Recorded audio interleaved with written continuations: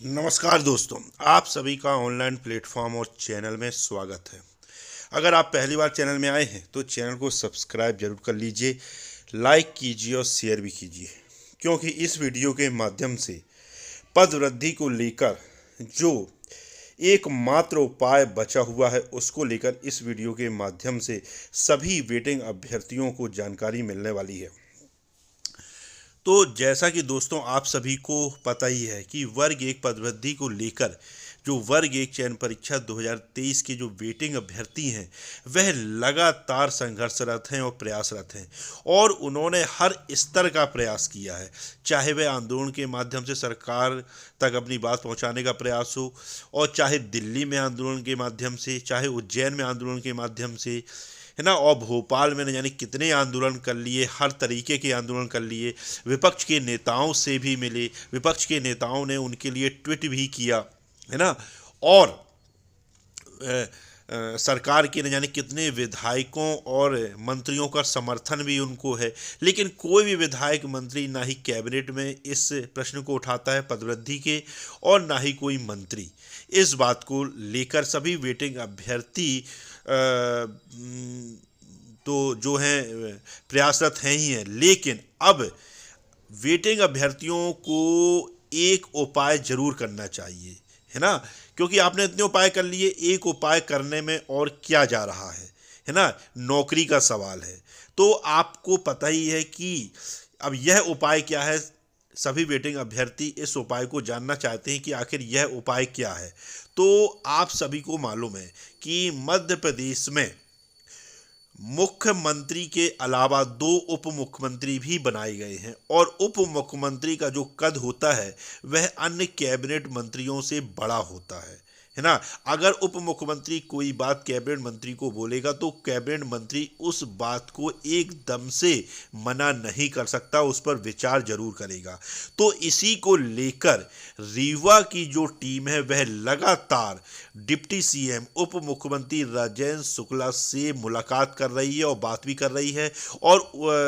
जो वर्ग एक पदवृद्धि की जो समस्या है, न्याय संगत मांग है, उससे डिप्टी सीएम राजेंद्र शुक्ला जी को अवगत भी कराया है, और उन्होंने बहुत ही सकारात्मक रूप से उनकी बातों को सुना गंभीरता से, है ना, और उस पर कदम भी उठाए हैं। ऐसा नहीं है कि उन्होंने कदम नहीं उठाए हैं। उन्होंने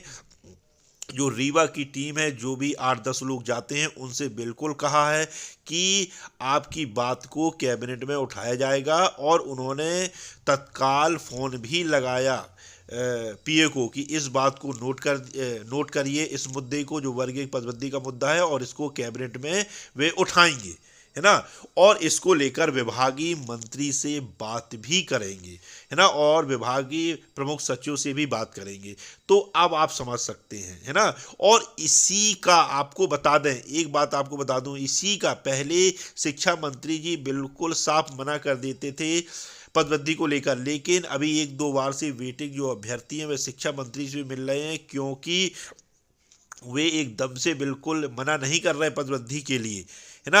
ना, क्योंकि हो सकता है कैबिनेट में राजेंद्र शुक्ला जी से उनकी कुछ बात हुई हो, तो कुछ भी हो सकता है। और जब डिप्टी सीएम आपके मुद्दे को गंभीरता से ले रहे हैं, क्योंकि किसी भी मंत्री ने आपके मुद्दे को गंभीरता से नहीं लिया, लेकिन रीवा के जो उप मुख्यमंत्री हैं, जो रीवा उनका गृह जिला है, और वहाँ के वेटिंग अभ्यर्थियों को वो विश्वास दिला रहे हैं कि आपकी पदवृद्धि होकर रहेगी, आपकी जो मांग है। और उन्होंने यह भी कहा है कि यह विभाग मेरे अंडर में नहीं है, नहीं तो मैं तत्काल कर देता, लेकिन विभागीय मंत्री से बात करने को भी उन्होंने कहा है ना।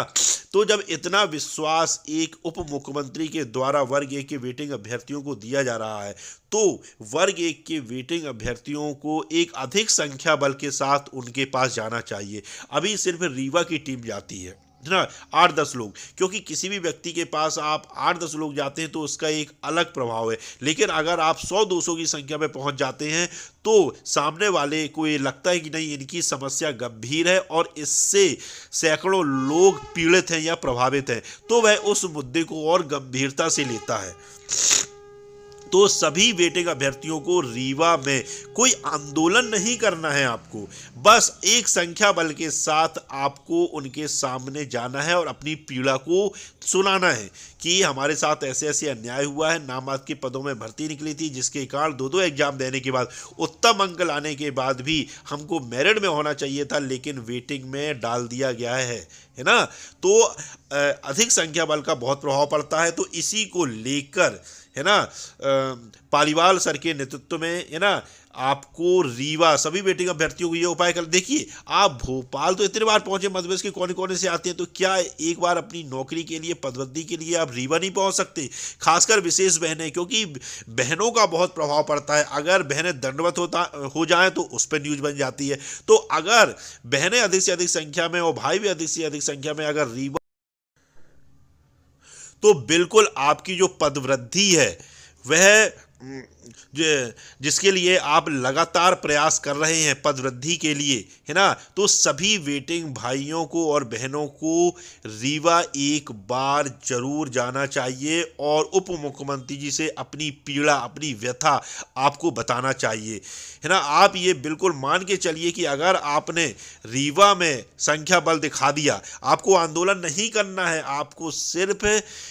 उप मुख्यमंत्री के सामने अधिक संख्या बल के साथ पदवृद्धि की मांग को बताना है कि आपकी मांग कितनी न्याय संगत है और आपके साथ कितना अन्याय हुआ है। तो सभी वेटिंग अभ्यर्थियों को, आप भोपाल तो इतनी बार गए हैं, मध्य प्रदेश के कोने कोने से, एक बार रीवा जरूर जाकर देखिए नौकरी के लिए, है ना, क्योंकि सिर्फ उप मुख्यमंत्री राजेंद्र शुक्ला जी ही एकमात्र ऐसे मंत्री हैं जो आपकी जो मांग है उसको गंभीरता से ले रहे हैं और कैबिनेट में ये मुद्दा को रखने का बोल भी रहे हैं। तो अगर आप अधिक संख्या बल के साथ उनके समक्ष उनसे मिलते हैं तो बिल्कुल आपकी पदवृद्धि होकर रहेगी, है ना, इसमें कोई दो राय नहीं है। इसलिए सभी वेटिंग अभ्यर्थियों को लगातार, है ना, एकजुट होकर एक बार रीवा जरूर पहुंचना चाहिए और खासकर विशेष बहनों को, है ना, नौकरी के लिए जब आप दिल्ली जा सकते हैं, दिल्ली कोई दूर नहीं है, तो रीवा तो आपके मध्य प्रदेश में ही है ना। तो ये आप मान के चलिए कि अगर उप मुख्यमंत्री जी ने शिक्षा मंत्री जी से बात कर ली पदवृद्धि के लिए तो बिल्कुल, है ना, पदवृद्धि बिल्कुल होकर रहेगी। लेकिन उसके लिए आपको अपनी संख्या बल दिखाना होगा, क्योंकि देखिए सामने वाले को ये लगना भी तो चाहिए कि कितने लोग पीड़ित हैं, है ना। 8-10 लोग उनको हमेशा दिखेंगे तो वो कहेंगे ये समस्या, मैंने उस मुद्दे को गंभीरता से नहीं लेंगे, लेकिन तो भी वो रीवा की टीम को विश्वास दिला रहे हो, गंभीरता से उस मुद्दे को ले रहे हैं। तो आप मान के चलिए कि अगर आपने संख्या बल दिखा दिया रीवा में तो आपके मुद्दे को वो न जाने कितनी गंभीरता से लेंगे और तुरंत, चाहे हो सकता है कि वह शिक्षा मंत्री से तुरंत फोन पे बात भी कर लें।